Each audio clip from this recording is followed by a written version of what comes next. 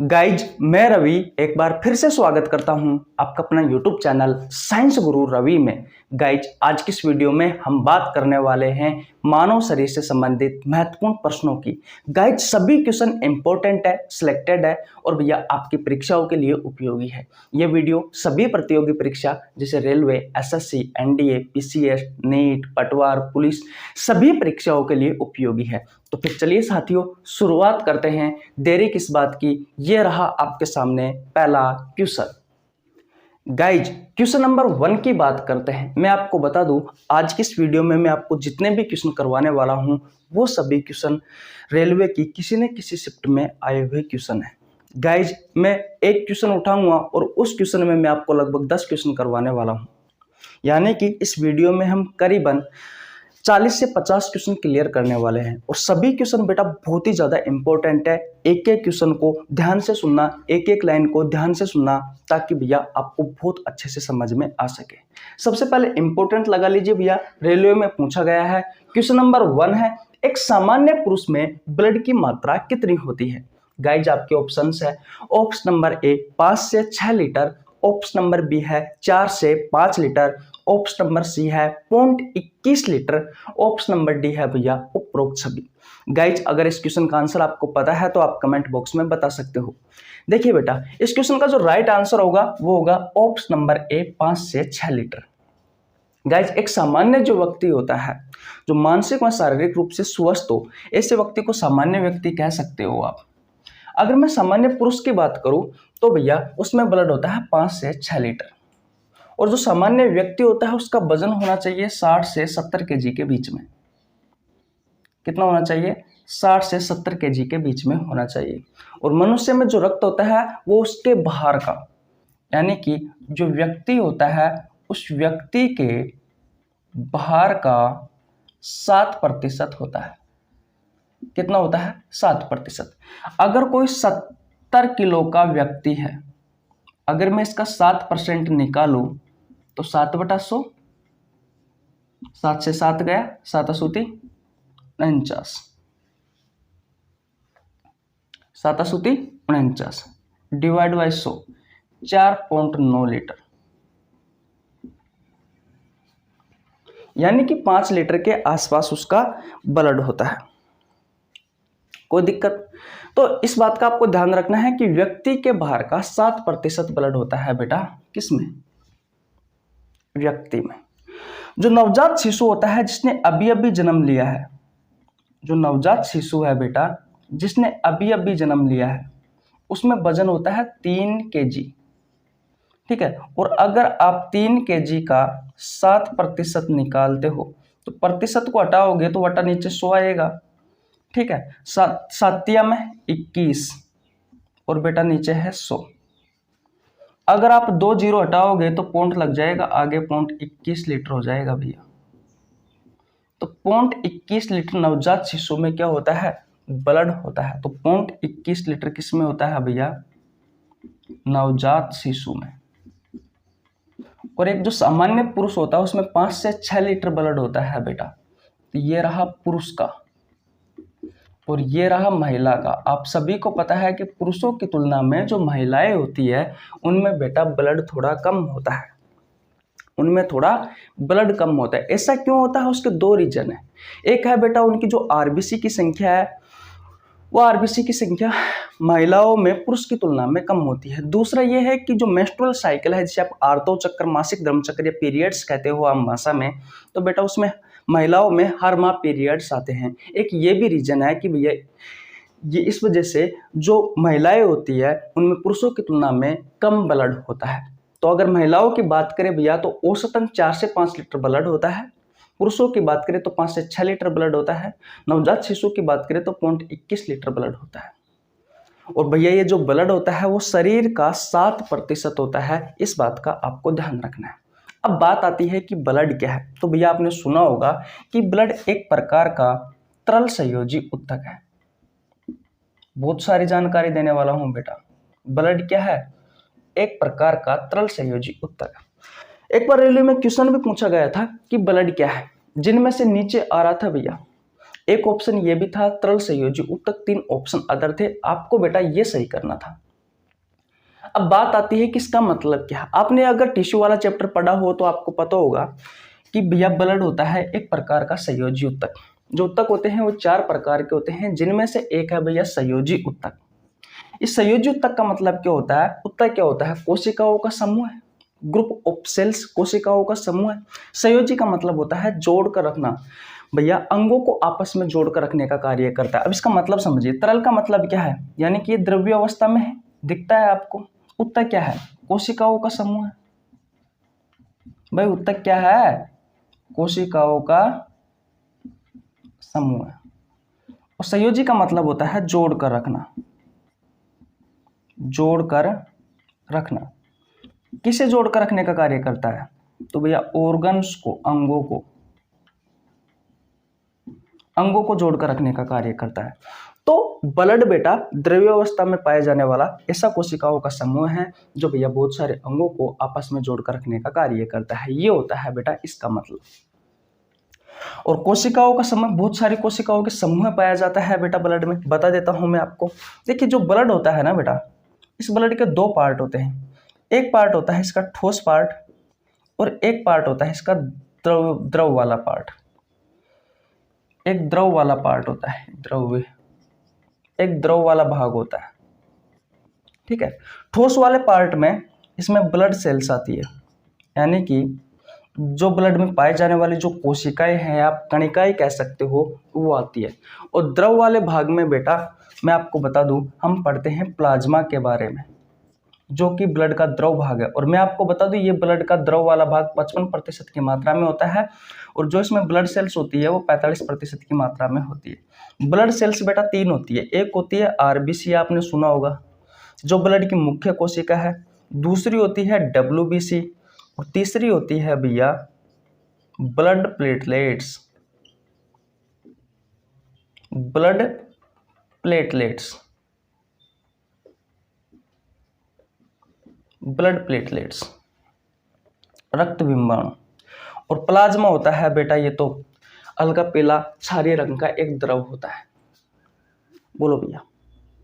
तो ये है ब्लड के भाग। मैंने कहा कि ब्लड के 2 भाग होते हैं, एक ठोस वाला भाग होता है, एक द्रव वाला भाग होता है। जो ठोस वाला भाग होता है वो ब्लड का 45% होता है, जो द्रव वाला भाग होता है वो ब्लड का 55% होता है।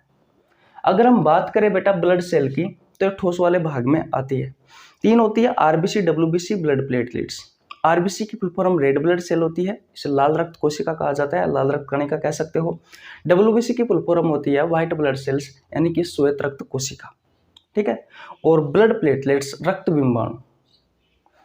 इरिथ्रोसाइट, ल्यूकोसाइट और थ्रोम्बोसाइट ये इसके वैज्ञानिक नाम होते हैं। इरिथ्रोसाइट आरबीसी का रासायनिक नाम होता है, या आप कह सकते हो वैज्ञानिक नाम होता है।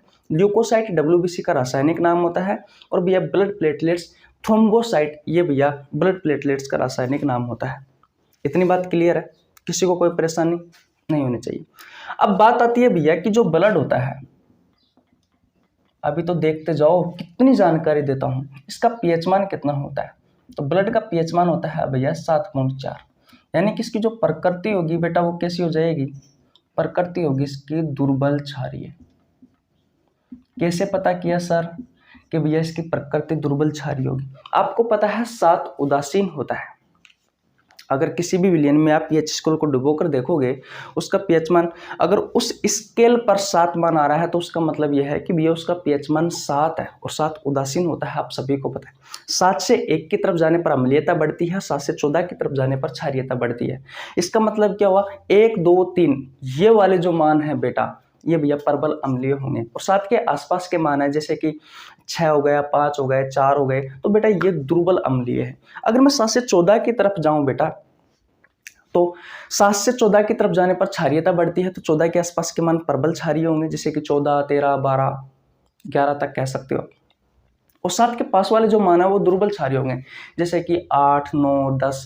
तो बेटा 7.4 है, तो ये दुर्बल क्षारीय है 7 के पास में, क्योंकि 7 से 14 की तरफ जाने पर क्षारीयता बढ़ती है। अब अगर आपको डिटेल में जानना है ये ब्लड वाले चैप्टर के बारे में, तो बेटा मैंने बहुत अच्छे से पढ़ाया। अभी तो मैं क्वेश्चन सेशन करवा रहा हूँ, इसलिए मैं आपको जानकारी कम दे पा रहा हूँ, है कि नहीं है?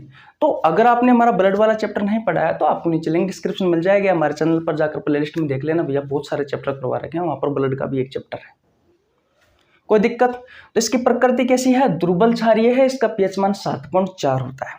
और देखते हैं, बात आती है कि ये जो ब्लड होता है इसका रंग कैसा होता है। तो आप सभी को पता है रंग लाल होता है बेटा, लेकिन किसके कारण होता है? हमारे शरीर में जिस किसी का भी रंग है बेटा, चाहे हमारी वो त्वचा का हो, किसी ऑर्गन का हो बेटा, वो किसी न किसी पिगमेंट के कारण होता है, वर्णक के कारण होता है। क्योंकि पिगमेंट का काम है क्या होता है? रंग देने का, कलर देने का कार्य होता है। तो इसका जो लाल रंग होता है वो हीमोग्लोबिन के कारण होता है। किसके कारण होता है बेटा? हीमोग्लोबिन के कारण होता है। गाइज, मैंने इस क्वेश्चन में आपको बहुत सारी जानकारी दी, जहां से आपके प्रतियोगी परीक्षाओं में बार बार हर शिफ्ट में क्वेश्चन पूछे गए हैं। बोलो भैया, क्या आपको ये बात समझ में आई? ओके, अगर आपने स्क्रीनशॉट नहीं लिया है बेटा, स्क्रीनशॉट ले लीजिए। अब हम अगले क्वेश्चन की ओर चले, लेकिन उससे पहले मैं मेरे बारे में बता देता हूं। मेरा नाम रवि है। मैं सभी प्रतियोगी परीक्षाओं के लिए बायोलॉजी पढ़ाता हूं। जो कंटेंट आपको पेड कोर्स में उपलब्ध नहीं होता, उससे अच्छा कंटेंट देने की कोशिश करता हूं। आपको हमारे साथ जुड़ने के लिए 1 रुपये देने की आवश्यकता नहीं है। सिर्फ आपको हमारे चैनल को सब्सक्राइब करना है, बेल आइकन को प्रेस करना है, जिससे आपके पास हमारे वीडियो का नोटिफिकेशन टाइम टू टाइम पहुंच सके। गाइज, मेरे बायोलॉजी के बहुत सारे चैप्टर करवा रखे हैं, आप जरूर एक बार चैनल पर जाकर जरूर विजिट करो। बहुत अच्छा कंटेंट है, एक भी क्वेश्चन बाहर नहीं जाएगा आपकी प्रतियोगी परीक्षाओं में। चलिए भैया फिर ओके, चलते हैं गाइज नेक्स्ट वीडियो में। वापस कहता हूं, अगर आपने स्क्रीनशॉट नहीं लिया तो स्क्रीनशॉट ले लीजिए। ले लिया भैया? ओके गाइज, अब बात करते हैं क्वेश्चन नंबर 2 की। पिछले क्वेश्चन की तरह इस क्वेश्चन में भी हम बहुत सारी जानकारी देने वाले हैं आपको। चलो भैया, क्वेश्चन की शुरुआत करते हैं। Question number 2। क्वेश्चन नंबर 2 कहता है कि मानव शरीर में अस्थियों की संख्या कितनी होती है? गाइज, आपके ऑप्शंस है। ऑप्शन नंबर ए 300 से अधिक, ऑप्शन नंबर बी है 260 से 270, ऑप्शन नंबर सी है 206, ऑप्शन नंबर डी है कोई नहीं। गाइज, मैंने यहाँ पर जो ऑप्शन दिए हैं बड़े कंफ्यूजन वाले दिए हैं। देखिए, अगर आपसे पूछा जाए कि एक सामान्य व्यक्ति में अस्थियों की संख्या कितनी होती है, तो आपको आंसर देना है 206। सामान्य व्यक्ति में, सामान्य व्यक्ति के बारे में अगर पूछा जाए, वो आपके क्वेश्चन पर निर्भर करता है। ठीक है, अगर 260 से 270 के बारे में मैं आपको आंकड़ा दूं, तो जो बच्चा होता है जिसकी उम्र 5 से 8 साल है, उस बच्चे में अस्थियों की संख्या होती है बेटा 260 से 270। 300 से अधिक जो अस्थि होती है वो होती है बेटा नवजात शिशु में। जब बच्चे का जन्म होता है उस समय उसके शरीर में जो अस्थि होती है बेटा वो 300 से अधिक होती है। एक्चुअली में क्या होता है, ये अस्थि आपस में जुड़ती है बेटा। और आपको पता है, अगर 300 से अधिक है तो जैसे जैसे वो धीरे धीरे बड़ा होता जाएगा, वैसे वैसे बहुत सारी अस्थि आपस में जुड़ जाएगी, जिससे उनकी संख्या घटकर बेटा जब तक वह एक वयस्क व्यक्ति बनेगा, तब तक भैया उसके शरीर में 206 हड्डी रहेगी। इसलिए कहते हैं कि भैया एक सामान्य व्यक्ति में जो अस्थियों की संख्या होती है वो होती है 206। इतनी बात क्लियर? ओके, अब बात करते हैं भैया ये हड्डियां किसकी बनी हुई होती है। तो मैं आपको बता दूं, CaCO3 कैल्शियम कार्बोनेट में कैल्शियम फास्फोरस आपकी हड्डी बनी हुई होती है। कोई दिक्कत? कैल्शियम कार्बोनेट में कैल्शियम फास्फेट की आपकी हड्डी बनी हुई होती है। और बात करते हैं बेटा हम आगे, और यहां से जो क्वेश्चन पूछा जाता है वो ये पूछा जाता है कि भैया अस्थियों का अध्ययन विज्ञान की जिस शाखा में किया जाता है उस शाखा को क्या कहा जाता है। तो मैं आपको बता दूं, यह है आपकी अस्थि। और अस्थियों का अध्ययन यानी कि स्टडी हम विज्ञान की जिस शाखा में करते हैं उस शाखा को कहा जाता है ओस्टियोलॉजी। और बेटा अस्थियों में अगर रोगों का अध्ययन करना है, अस्थि में रोगों का अध्ययन आपको करना है, तो आप विज्ञान की जिस शाखा में करते हो उस शाखा को कहा जाता है ऑर्थोलॉजी। कोई परेशानी? और बेटा अस्थियों का जो डॉक्टर होता है उसे क्या कहते हैं? उसे कहते हैं भैया हम ऑर्थोलॉजिस्ट।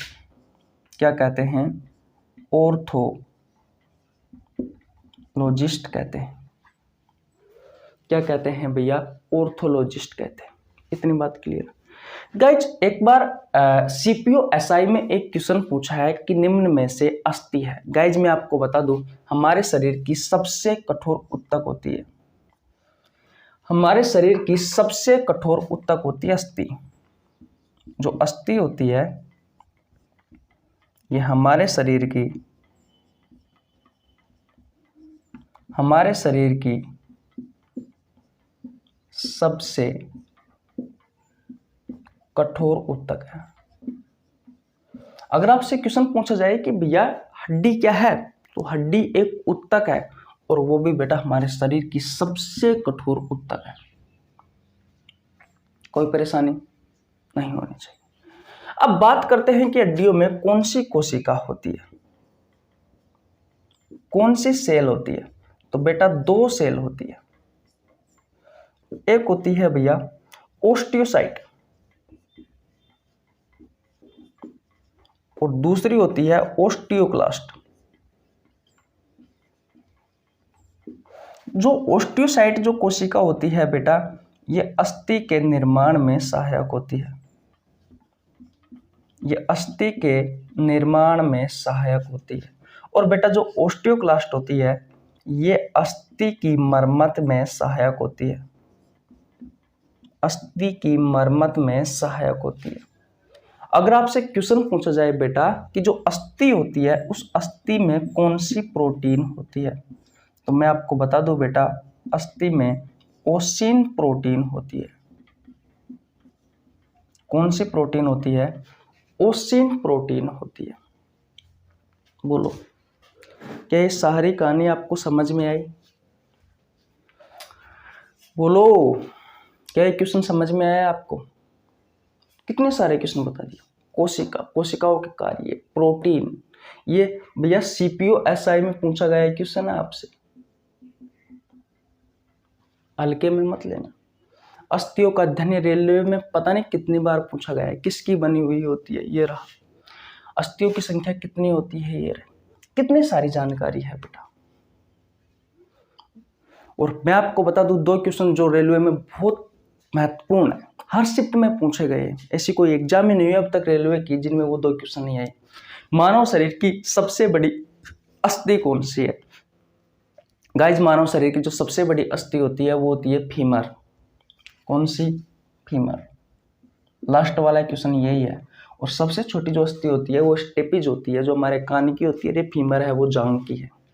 लास्ट क्वेश्चन में हम बहुत सारे अस्थियों के नाम आपको बताने वाले हैं। वो अस्थियां कहां पर होती है और उनके नाम क्या है। ओके भैया, क्या क्वेश्चन आपको समझ में आ गए? ओके, अब चलते हैं बेटा अगले क्वेश्चन की ओर। ले ले स्क्रीनशॉट। ओके भैया, देखिए बेटा, अब बात करते हैं क्वेश्चन नंबर 3 की। क्वेश्चन नंबर 3 भी बहुत अच्छा क्वेश्चन है, बहुत सारी जानकारी देने वाला हूं। देखिए बेटा, क्वेश्चन नंबर 3 कहता है कि मानव के हृदय में कक्षकों की संख्या कितनी होती है।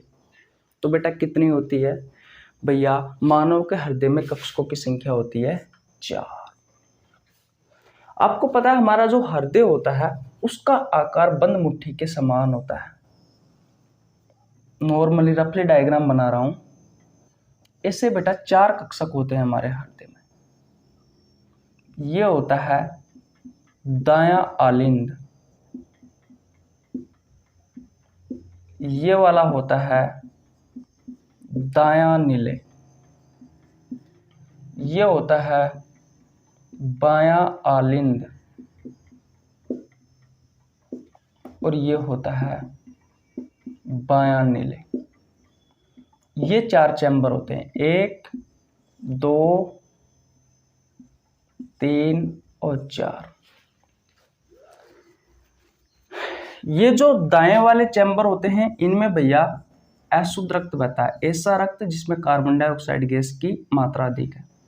और जो बायां आलिंद होता है उसमें प्योर ब्लड बहता है, ऐसा ब्लड जिसमें ऑक्सीजन गैस की मात्रा अधिक हो, वो शुद्ध रक्त होता है। और ये अशुद्ध रक्त होता है।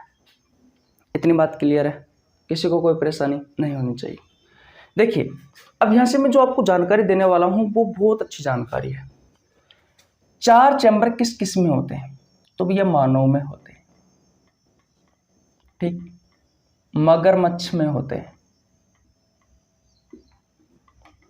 और बात करें तो चमगादड़ में होते हैं, और बात करें तो डॉल्फिन में होते हैं, और बात करें तो व्हेल मछली में होते हैं। गाइज, ये क्वेश्चन रेलवे का फेवरेट क्वेश्चन है।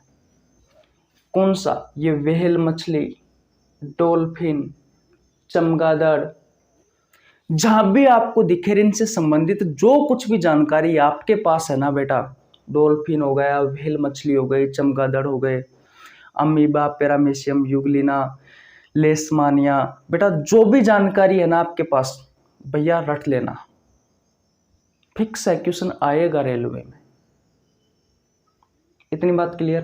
तो इन सभी में बेटा, इन सभी के हृदय में 4 चैम्बर होते हैं, यानी कक्षकों की संख्या कितनी होती है? 4 होती है। 3 की बात करें तो बेटा जैसे कि पक्षी नहीं आएंगे इसमें आएगा सांप, छिपकली, मेंढक।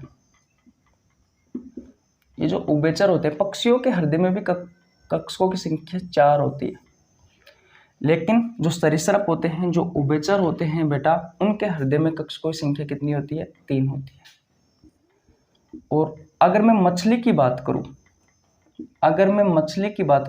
तो मछली के हृदय में कक्षकों की संख्या कितनी होती है? 2 होती है। 13। आपका जो कॉकरोच होता है, इस कॉकरोच के हृदय में कक्षकों की संख्या कितनी होती है? 13। लेकिन किसान का मित्र किसे कहा जाता है? केंचुआ को कहा जाता है, और इस केंचुए के हृदय में कक्षकों की संख्या 8 होती है। बोलो, क्या जानकारी आपको सटीक लगी क्या? मैंने कहा अगर हम मानव की बात करें, पक्षियों की बात करें, मगरमच्छ की बात करें, चमगादड़ की बात करें, डॉल्फिन की बात करें, व्हेल मछली की बात करें, इन सभी के हृदय में कक्षकों की संख्या 4 होती है। लेकिन सांप, छिपकली, मेंढक, इनके हृदय में कक्षकों की संख्या 3 होती है। मछलियों के हृदय में कक्षकों की संख्या 2 होती है। और बेटा जो कॉकरोच होता है ये इम्पोर्टेंट है, इसके हृदय में कक्षकों की संख्या 13 होती है। और जो केंचुआ होता है ये भी इम्पोर्टेंट है, इसके हृदय में कक्षकों की संख्या 8 होती है। क्या समझ में आ रहा है जो मैं पढ़ा रहा हूं आपको? कुछ आ रहा है? कुछ याद, कुछ पढ़े हो? बोलो, स्क्रीनशॉट ले लीजिए। बोलो भैया, लग रहा है कि वास्तविकता में ही यहीं से ही क्वेश्चन आते हैं। अगर आपको डिटेल में पढ़ना है बेटा, तो मैंने बहुत सारे बायोलॉजी के चैप्टर करवा रखे हैं, जाके पढ़ लीजिए। हो सकता है मेरा नया नया एक्सपीरियंस था उस टाइम पे, अब तो थोड़ा बहुत आ भी गया है। वैसे दूसरे टीचरों की तुलना में तो कुछ भी नहीं आया, लेकिन थोड़ा बहुत ग्रोथ की है मैंने, मेहनत की है बेटा। हो सकता है नया नया कॉन्फिडेंस था, नया नया आया था, तो आपको थोड़ा सा मेरी लैंग्वेज अच्छी ना लगे, लेकिन बेटा मैंने वहाँ पर आपको अपना 100% देने की कोशिश की। कॉन्सेप्ट बहुत अच्छे से समझाया है, तो कॉन्सेप्ट क्लियर होना चाहिए। कुल मिलाकर बात यह है। नहीं तो जैसे कि मैंने कल आपको क्वेश्चन करवाए थे बायोलॉजी के मोस्ट एक्सपेक्टेड क्वेश्चन, वहाँ पर मैंने करीबन 50 क्वेश्चन करवाए थे आपको। वहाँ पर मैंने आपको ऑप्शन से भी क्वेश्चन को किस तरीके से हल करते हैं वो भी सिखाया था। अगर आपने कल की वीडियो नहीं देखी है तो भैया जाके देख लीजिए, देरी किस बात की। तो ले लिया स्क्रीनशॉट, आगे चलते हैं अगले क्वेश्चन की ओर। और भैया एक बात कहूँ, लास्ट के जो 2 क्वेश्चन है ना, मिस मत करना। इस वीडियो की जान है वो 2 क्वेश्चन, ठीक है? स्क्रीनशॉट ले लो भैया। चले आगे, ओके। देखिए अब बात करते हैं क्वेश्चन नंबर 4 की। क्वेश्चन नंबर 4 भैया आपकी परीक्षाओं के लिए बहुत ज़्यादा उपयोगी है। क्वेश्चन नंबर 4 कहता है कि हमारे ब्रेन का बाहर होता है। गाइज आपके ऑप्शंस है। ऑप्शन नंबर ए 1400 से 1450 ग्राम, ऑप्शन नंबर बी है 1300 से 1350 ग्राम, ऑप्शन नंबर सी है 300 से 400 ग्राम, और ऑप्शन नंबर डी है उपरोक्त सभी। गाइज इस क्वेश्चन का जो राइट आंसर है वो होगा भैया ऑप्शन नंबर डी। कैसे? वो देखिए जो पुरुष होता है बेटा, उस पुरुष के मस्तिष्क का भार या ब्रेन का भार होता है बेटा 1400 से 1450 ग्राम। अगर मैं महिला की बात करूं तो महिला का जो ब्रेन होता है उसका भार होता है 1300 से 1350 ग्राम। लेकिन अगर मैं बच्चे की बात करूं बेटा, तो बच्चे के ब्रेन का भार जो होता है वो होता है 300 से 400 ग्राम। बोलो, इतनी बात क्लियर है? ठीक है। अब बात करते हैं बेटा, हमारा जो ब्रेन होता है इस ब्रेन का जो आकार होता है वो आकार होता है बेटा अखरोट के समान। अखरोट के समान। किसके समान होता है बेटा? अखरोट के समान होता है हमारे ब्रेन का भार। गाइज, ब्रेन के बारे में अध्ययन, स्टडी हम विज्ञान की जिस शाखा में करते हैं उस शाखा को कहा जाता है भैया न्यूरोलॉजी। इतनी बात क्लियर? ओके। और जो डॉक्टर होता है बेटा ब्रेन का, उसे कहा जाता है न्यूरोलॉजिस्ट। क्या कहा जाता है भैया? न्यूरोलॉजिस्ट कहा जाता है। बोलो, इतनी बात क्लियर है? गाइज, हमारे ब्रेन को सुरक्षा प्रदान करने के लिए 8 हड्डियों का, मैं कह सकता हूं 8 अस्थियों का एक आवरण होता है। 8 अस्थियों का एक आवरण होता है और उस आवरण को हम कहते हैं भैया कपाल। ये बेटा कपाल जो होता है ये सुरक्षा प्रदान करता है किसको? हमारे ब्रेन को, जो 8 हड्डियों का बना हुआ है। नंबर 1 पर बात करते हैं फ्रंटल।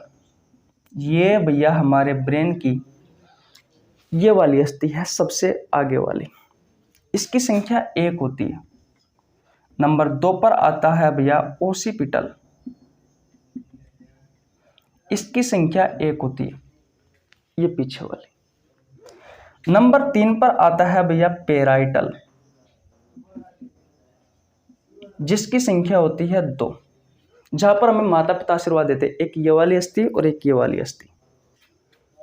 नंबर 4 पर होता है टेम्पोरल। इसकी संख्या होती है भैया 2। ये कान के पास वाली अस्थि है, एक ये वाली एक ये वाली। 2 अस्थि होती है, एक होती है स्फेनोइड और एक होती है इथमोइड। बेटा ये वो अस्थि है, इनकी संख्या 1-1 होती है। देखोगे टोटल 8 अस्थि हो गई, 1 2 2 2 4 4 2 6 7 8। ये 8 वो अस्थि है बेटा जो हमारे ब्रेन को सुरक्षा प्रदान करती है। ये 8 वो अस्थि है बेटा। ये टेम्पोरल आपको दिख नहीं रहा। नंबर 4 पर आता है भैया टेम्पोरल, जो हमारे कान के पास होती है, जो हमारे कान के पास होती है। बोलो, ये 8 हड्डियों का आवरण बेटा हमारे शरीर को सुरक्षा प्रदान करता है। मैं आपको बता दूं बेटा, जो स्फेनोइड जो अस्थि होती है इसे कपाल का पत्थर भी कहा जाता है। कपाल का पत्थर क्यों कहते हैं बेटा? ये आपसे एग्जाम में पूछा गया है कि किस अस्थि को कपाल का पत्थर कहा जाता है? स्फेनोइड को कहा जाता है। क्यों कहा जाता है?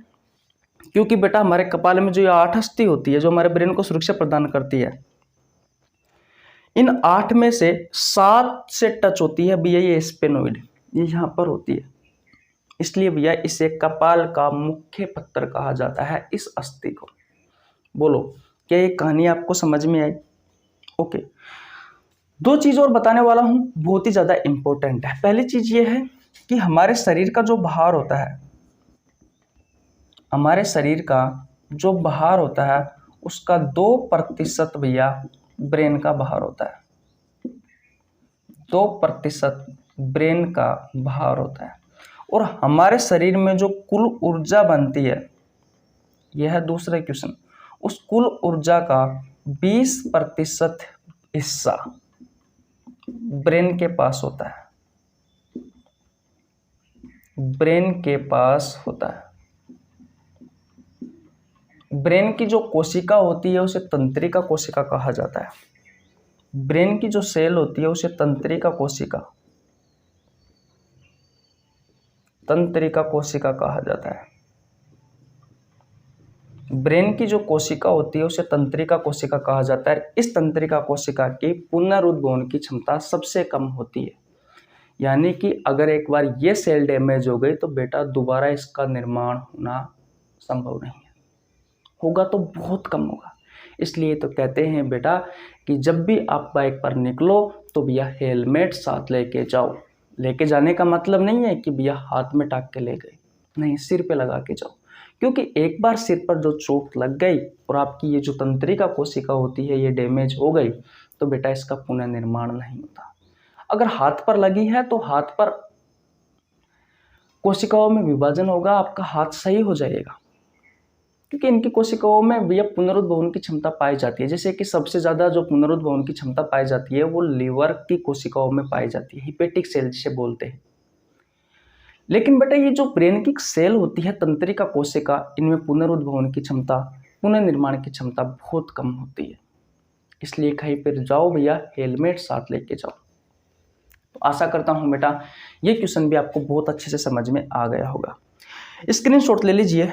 आज का हमारा अंतिम क्वेश्चन, क्वेश्चन नंबर 5 की बात करते हैं। बहुत अच्छा क्वेश्चन है, चलिए भैया आगे। ओके गाइज, अब बात करते हैं क्वेश्चन नंबर 5 की। बहुत सारी जानकारी देने वाला हूं आपको मैं इस क्वेश्चन में।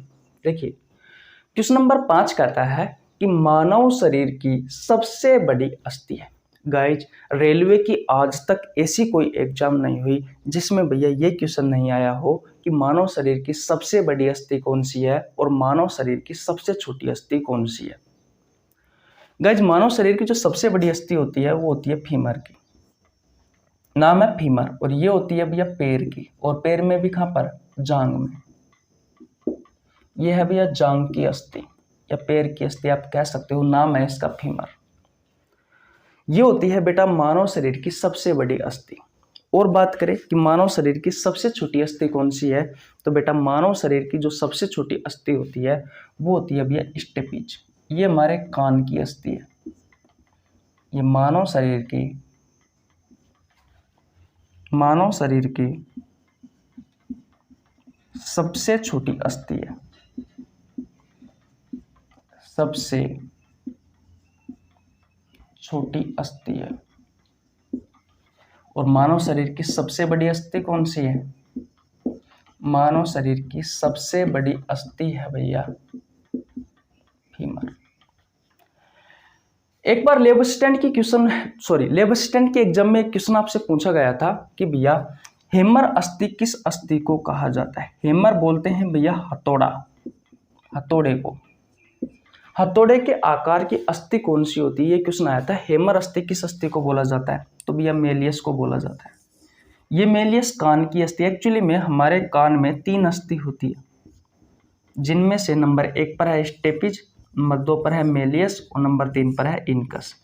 तो आपकी परीक्षाओं में स्टेपिज और मेलियस से ही क्वेश्चन आते हैं भैया, हेमर से कोई आने की संभावना ही नहीं है।